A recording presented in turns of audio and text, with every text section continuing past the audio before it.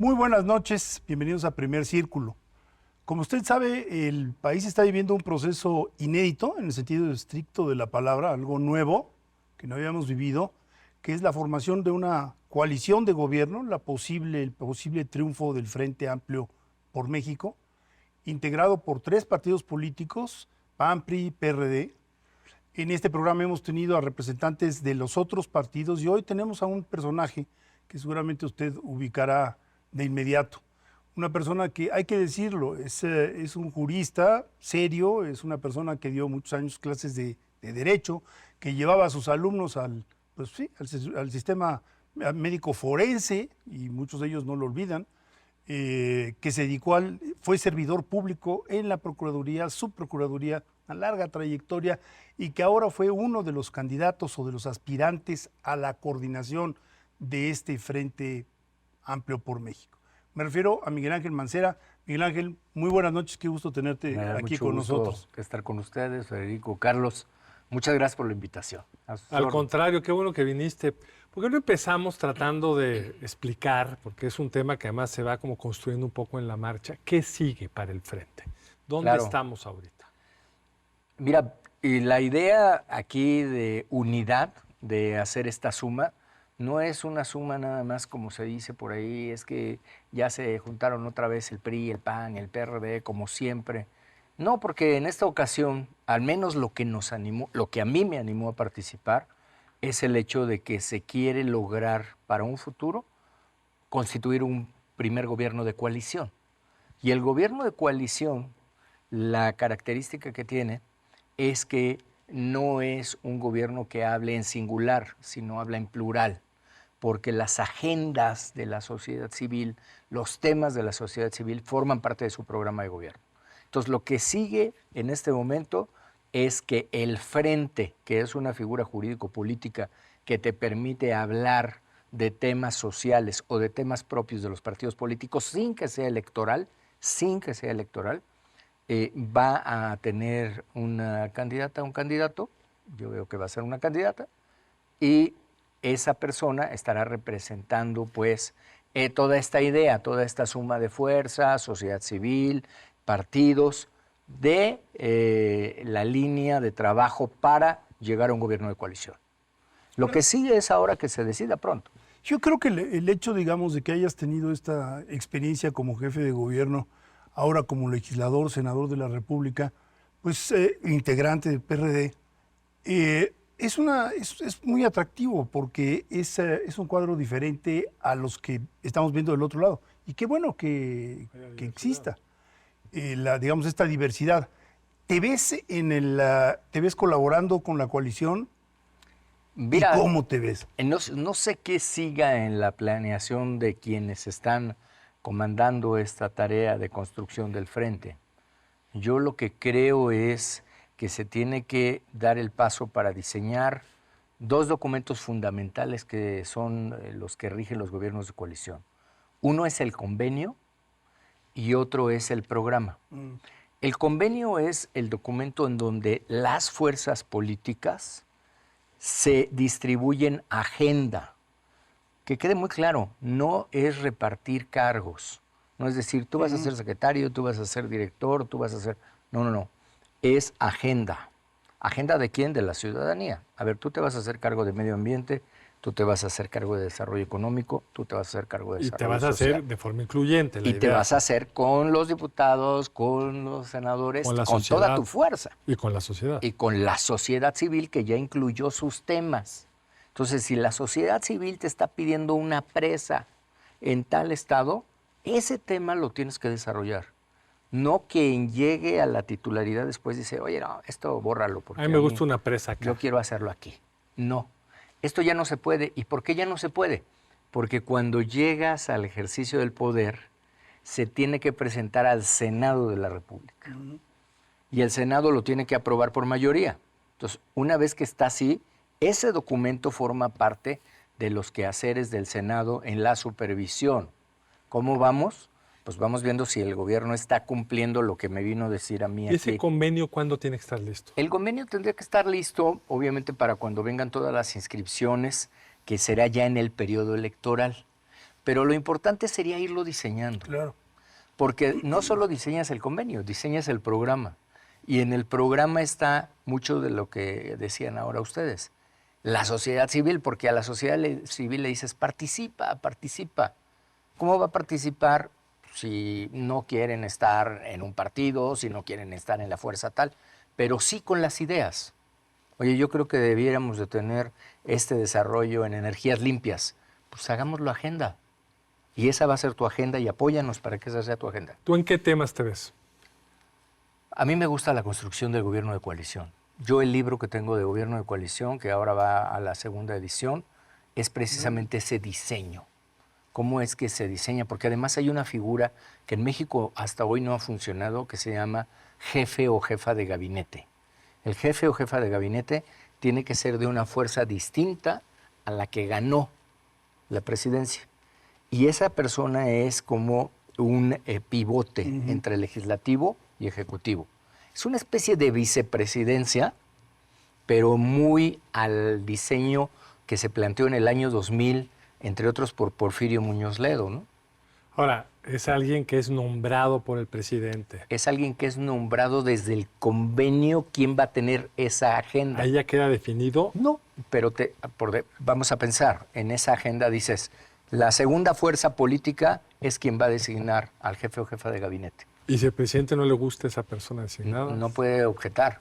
Es un poco la figura también alemana, ¿no? De separar al presidente del canciller, que es el encargado precisamente de articular las cuestiones. Es distinto porque en la figura alemana parlamentaria todo el gobierno cae en el primer ministro, digamos. Aquí es la idea de la coordinación con el legislativo. Aquí es una idea de coordinación y nunca tienes disolución del legislativo, pero sí tienes una conformación de mayorías estables.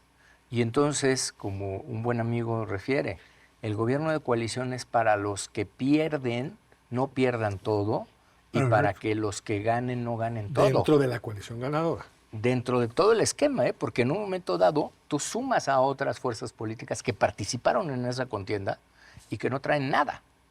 Entonces dices, oye, ¿quieres formar parte del gobierno de coalición? En ese momento puedes sumar. Aunque no esté en el convenio original. Exactamente.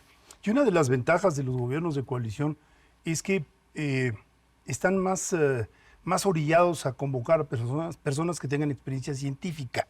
Es decir, no necesariamente tienen que ser cuadros de los partidos. No. Y entonces eso te abre un margen muy interesante que nos hace mucha falta, yo creo, en México.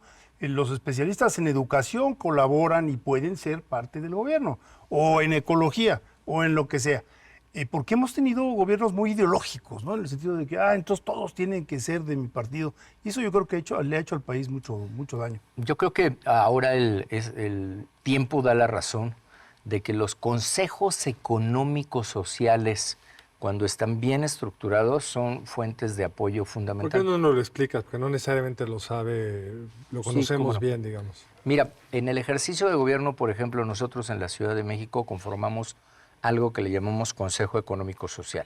Entonces ahí estaba sentada la UNAM, el Politécnico, estaba sentada la sociedad civil, estaban servidores y servidoras públicas del gobierno, y un día, por ejemplo, se debatió sobre salario mínimo.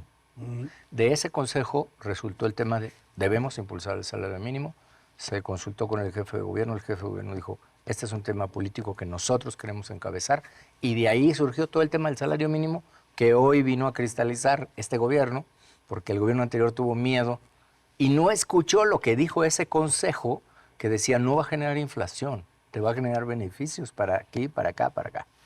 Ese Consejo Económico y Social fue el que dijo, a ver, necesitamos hacer estas líneas de Metrobús, o sea, hay ciertas directrices que te va marcando, como era lo de la planta de termovalorización. Para que no sea la decisión del de arriba, que de repente dice, a mí me gusta Toluca, entonces quiero hacer un tren México-Toluca, porque yo soy de Toluca, y que pues, esto esté validado por lo que en principio son las necesidades sociales más apremiantes. Además, bueno, pues más cabezas piensan mejor, ¿no? En Francia hay un Consejo Económico en mi impresión, demasiado amplio, pero llueven ideas. Y fíjate qué curioso, justo en este fin de semana, la iniciativa privada de nuestro país anunció la idea de impulsar el aumento en los salarios con el argumento de que no son inflacionarios. O sea, ahí se quedan rondando las ideas, ¿no? Y la verdad es que quienes estructuraron ahí pues tenían toda la idea y todo el cómo se tenía que hacer y por qué se tenía que hacer. Ahora, falta mucho para llegar ahí. Es decir, ahorita Sí. lo primero es el Frente Amplio Sí. tiene que ser capaz de procesar la selección de quien va a llevar las tareas de este frente hasta que Sí. jurídicamente podamos hablar realmente de un candidato A. ¿Qué sigue ahorita ahí? ¿Cuáles son los siguientes pasos? El paso que sigue es, habrá una elección que va a ser ahora en urnas. Esto quiere decir que se van a instalar urnas en la calle y que en esas urnas las personas que están registradas en la plataforma son las que van a poder ir a votar. ¿No se puede hacer remotamente? No van a ir a votar directamente. Y además hay que decirlo, había una expectativa de que fueran 2,5 millones y rebasaron los 3 millones. ¿Qué? ¿Comparado con qué? Comparado con militancia, a lo mejor te van a decir no es tanto, pero es que en este caso son inscripciones voluntarias en donde tiene que haber un registro de la fotografía de la persona, es decir, es algo totalmente Ahora, nuevo. eso vale la mitad. Eso Así vale es. el 50%. El otro 50% lo vale una encuesta, un sondeo de opinión, De hecho, dos, entiendo. Una en vivienda sí. y otra telefónica. una telefónica y otra cara a cara. Y de eso, pues se va a emitir un resultado final por parte del comité organizador de quién gana. ¿Quiénes conforman este comité organizador? Tanto sociedad civil como partidos políticos. Está con mayoría sociedad civil. ¿Y esto se anuncia qué día? El 8 de septiembre, hasta donde yo me quedé, desconozco si habrán cambiado. Y la votación esta sería el Porque 3, cambiaba ¿verdad? momento a momento la Sí, esto es fluido, ¿verdad? es fluido, digamos. Por decirlo bonito. Llamémoslo así. Pero Miguel Ángel acaba de mencionar algo que fue muy interesante en las discusiones. Se pretendía que los partidos políticos tuvieran 2, 2 y 2, llegabas a 6. Sí. Y ahora pues resultó que son 7 del otro lado. Entonces Sí. sociedad civil tiene más presencia que partidos políticos. Pero tenemos que hacer un corte, vamos a un corte y seguimos aquí con Miguel Ángel Mancera.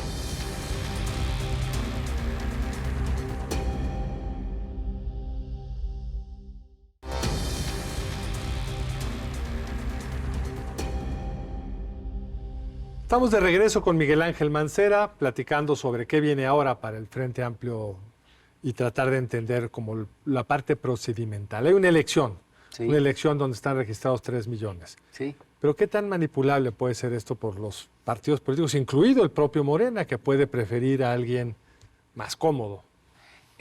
Bueno, ninguna otra fuerza va a poder participar más que los que estén en ese padrón que se conformó. Pero ese mismo padrón pudo haber sido alimentado. Pero solamente con esta manera de discernir, de depurar, de pasar por un filtro, y se supone que no puede haber de otra fuerza política que no sea PRI, PAN, PRD. Incluso hay que recordar que el INE fue quien hizo el cotejo de las firmas que recibieron los aspirantes y que, digamos, si hubiera habido el intento, pues hubiera sido detectado por el INE. Y eso es una garantía de que se trata de una muestrota, por decirlo de alguna manera, una gran muestra de ciudadanos que bien a bien, pues ya no van a poder esa no puede ser modificada. Si ahorita el PRI, por ejemplo, quisiera tratar de meter votos, pues Ya lo se tuvieron cerró. que haber hecho desde antes. Por eso, pero si lo hicieron, tienen una reservita, porque como tampoco es tanta gente, pues... Pero ahí están los registros. Ahí tienes un punto, porque si tú sumas cuántas participaciones tuvo PRI, yo creo que tuvo más participaciones PRI. O sea, puede ser que tuviera más potencia electoral PRI, digamos, en números. En ¿no? firmas, En firmas asociadas a aportadas. candidatos. Sí. Sí, ahí están los datos, son Sí. 100,000 más. Sí. Pero además tienen un solo candidato. Pero Ahora tiene un solo es candidato, correcto. pero el jalón que tuvo Xóchitl Gálvez entre la ciudadanía no lo tuvo ni remotamente Beatriz Paredes. Pero como es tan fluido esto, es probable que haya algún otro cambio y quede 1 contra 1. ¿Ah? Bueno, tan fluido que hay que decirlo, hace 8 semanas en las sobremesas, las expresiones más comunes eran no hay nadie, en la oposición no hay nadie, ¿no? Ya seguro gana Morena, etcétera. Y ahora pues hay 3 mujeres en la contienda que parecieran ir lidereando en algún sentido. O sea, ¿no? una de aquel lado y 2 acá. Sí. Ahora, el otro tema que a mí me parece bien complicado entender es, Cuando uno ve las encuestas con las que descartaron al que quedaba, al que se fue, que fue Enrique de la Madrid, en la encuesta de vivienda, Beatriz Paredes y Xóchitl Gálvez están para fines prácticos empatados. En la encuesta telefónica, la ventaja de Xóchitl Gálvez es notable. Me explicaron mis amigos encuestadores, si las encuestas estuvieran bien hechas, tendrían que parecerse. ¿No causó eso mucho ruido? Sí, a ver, todo este tema de las encuestas ha causado mucho ruido. Yo creo que va a seguir causando ruido. No dejo de darle valor al ejercicio, pues. El ejercicio es un ejercicio... No, yo quiero subrayar que es un ejercicio muy valioso. No lo habíamos hecho nunca. Nunca. Y tiene muchas aristas, ¿no? Yo precisamente choqué con una de esas aristas durante el proceso, pero pues es un ejercicio distinto. Yo siempre he sostenido que las elecciones son únicas e irrepetibles. No sé si esto se pueda volver a hacer, ¿eh? Quizá no lo volvamos a ver.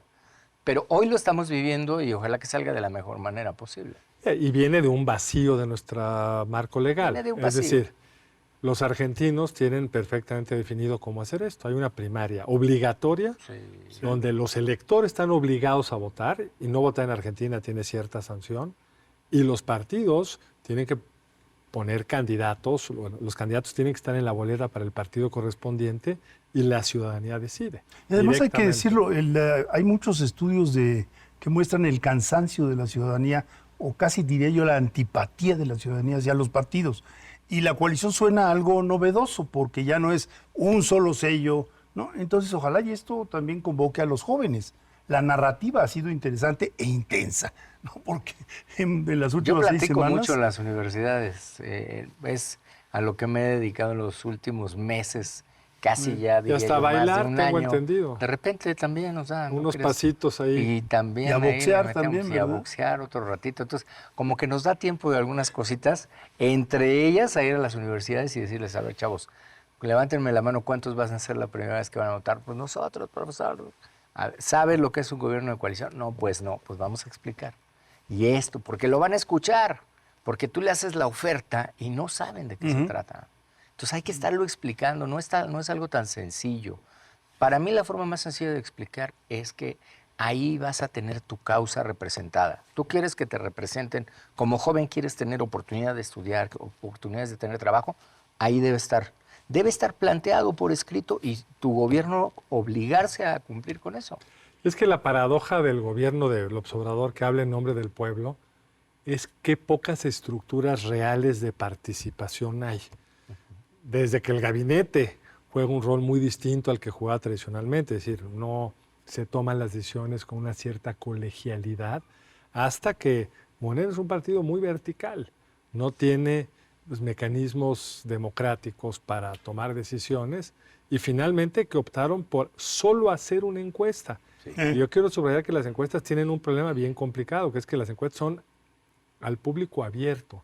Es decir, los partidos o los frentes o las coaliciones le están preguntando a toda la gente y sabemos que el 35% de los mexicanos más o menos son morenistas. Entonces, cuando vaya el frente a hacer su encuesta, ¿tú a quién prefieres, a A o B? Pues el 35% de los que contestan, lo que quieren es un candidato de Morena y verán al que les parece menos antipático dado su morenismo. Entonces, ahí hay una falla muy, muy grande, pero por lo menos hizo participativo. Fíjate que tocaste un tema que también ha sido nuevo, esta verticalidad.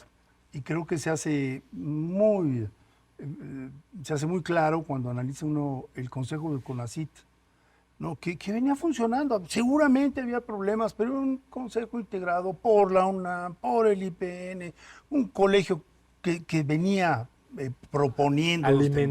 Alimentando. Y después con los libros de texto. O sea, hay una mecánica establecida para la elaboración de esos libros que mal que bien llevaba 50 años, con asegúnes, etcétera. Pero nunca se había brincado la autoridad, la ley, para imponer contenidos en los libros de texto. Entonces sí, yo lo retomo porque me parece que es muy, muy valioso. Esto sería muy diferente. Y sobre todo brincarse la Constitución, el golpe, el choque de frente con la Constitución. En lo específico, ¿por qué no nos lo explica? ¿Por qué no se vas a entender qué dice la Constitución y dónde se están saltando? Es que la Constitución lo que te dice en su artículo 3 es que para la elaboración de los libros de texto se va a consultar a los expertos y se va a tomar el parecer de los estados. Entonces tú, ya que cumpliste con estos dos extremos, elaboras y publicas y distribuyes los libros de texto. Primero los programas y luego los libros. Ahora, si no cumples con esto, violas el procedimiento. Por eso se fueron al amparo. Por eso el juzgado de distrito dice, no, yo no estoy diciendo que no los distribuyas. Distribuye todos los que hayan cumplido con eso. Si cumplieron con eso, distribúyelos. Pero como no se cumplió con eso, entonces por eso es que se está diciendo, oye, no se deben de distribuir. Además hay el agravante de que en los años 90 se hizo para secundaria toda una especie de concurso de libros que salieron de editoriales grandes, pero también de editoriales pequeñas que dieron la sorpresa. Y el profesor tenía la oportunidad de escoger de una lista, lo cual también lleva a la regionalización. Pues no tiene que pensar igual el profesor que está en Chihuahua al que está en Campeche, ¿no? Y eso desapareció, para desgracia de todos, ¿eh? Yo quiero regresar a un tema, tocar un tema que me parece que tú tienes una particular capacidad y historia y visión, por lo que nos explicó, nos recordó además Federico, que es el tema de la seguridad. Si uno analiza, digamos, el contexto en el que está ahora el país, sin ir a los casos horrendos que hemos visto ahora, si bien es cierto que hay una ligera disminución en el homicidio, pues hay un aumento no ligero en los desaparecidos, pero sobre todo hay una presencia cada vez más fuerte del crimen organizado. Hoy el periódico trae en primera plana en la extorsión de los limoneros en Apatzingán. Y tú has estado, pues, primero como jefe de gobierno y ahora en el Senado, pues pendiente de estos temas. ¿Cuál sería desde el punto de vista del frente, desde tu perspectiva, porque sé que esto se va a ir construyendo, la oferta posible frente al abrazos no balazos? ¿Qué tendríamos que estar haciendo? Mira, yo estoy convencido que hoy, de lo que hemos analizado, debiéramos de estar fortaleciendo policías locales y municipales. Acabo de volver a ver la información en donde tenemos cientos, no uno, no 10, no 20, cientos de municipios que no tienen policía. Que no tienen policía en estados que no puedes creer que haya municipios. No existe la policía. Después tienes a quienes pues son estados que tienen usos y costumbres, sus municipios, y tienen a los topiles, ¿no?, que hacen la vez de policías en esos municipios, y ellos son quienes ponen el orden. Pero donde sigues teniendo todos esos lugares, municipios sin policía, pues tienes un vacío absoluto, no hay nadie que pueda poner orden. Y luego viene la otra línea que se vuelve también muy preocupante cuando empiezas a ver las prestaciones de los policías. Hoy hay estados de la República que tienen sueldos para los policías de 5,000 pesos al mes. 5,000 pesos al mes. Que no tienen bono de riesgo, que no tienen seguridad social, que no hablemos de vivienda, no hablemos de... no tienen, ¿no? Entonces, cuando tú quieres homologar contra estados en donde hoy están dando 28,000, 30,000, no se ha logrado hacer eso. Entonces yo siempre digo, es que a México se le olvidó construir policía. Entonces no hemos construido policía, y cuando se elaboran los presupuestos todavía está el debate. Pero que el gobierno federal les dé más a esos estados que están echándole ganas. No, a ver, dale más a los estados que no tienen nada. Pero ahora es peor, no le dan a nadie. Sí, no. Ahora no le das a nadie, pues peor todavía. Y desaparecieron los fondos. Además, en tu gestión, hay que decirlo, encabezada por una persona, me refiero en la parte de la policía, se estimuló mucho a los policías de carrera, se les dieron prestaciones y pues los resultados están allí. O sea, tú un día me dijiste hace tiempo, bueno, tenemos más policías de los que necesitaríamos teóricamente por el flujo de población del Estado de México. Pero independientemente de eso, los estímulos que se dieron a la formación de los policías, hay que decirlo, funcionaron, ¿no? Y hay que darles todavía más. Yo estoy convencido que hay que dar más. Pero es un ejemplo. Yo soy el Estado A y Estado, mi presupuesto. Vamos a hacer el presupuesto con el secretario de Finanzas. Oiga, pues señor, para que usted tenga inversión, destíname 35% de inversión. Voy a hacer tales y tales obras. Oiga, pero es que los sueldos, a ver, castígame un poquito aquí. No, pero es que le íbamos a subir a los policías. No, espera. ¿Dónde los fondos que van a llegar? Los fondos federales. De ahí. llegas a las reglas de operación, no les puedes dar, porque las reglas de operación no te van a permitir que les des. Porque requiere una serie de cosas que no has cumplido, es para otra cosa, lo que sea. Entonces, ¿quién se tiene que amarrar? Pues el gobernador o la gobernadora se tiene que amarrar y tiene que decir primero los policías. Y creo que ahí tocas un tema bien importante. Cuando uno ve los estados donde ha habido éxito, como Coahuila, siempre ves atrás un gobernador que decidió meterle dinero, meterle atención, meterle gente capacitada. Pero es bien extraño que hay gobernadores que han dejado totalmente suelto el problema, que los niveles de violencia están totalmente fuera de control y no parece costarles desde el punto de vista político. Que la ciudadanía nos queda muy poco tiempo. Sí. Pero ¿por qué la ciudadanía no parece castigar eso? Bueno, es que ahora esto se va haciendo como rutinario, ¿no? Yo me acuerdo cuando estaba en el ejercicio de gobierno, yo tenía 1 o 2 homicidios y era primera plana y eran reclamos y todos los noticieros. Te obligan a trabajar.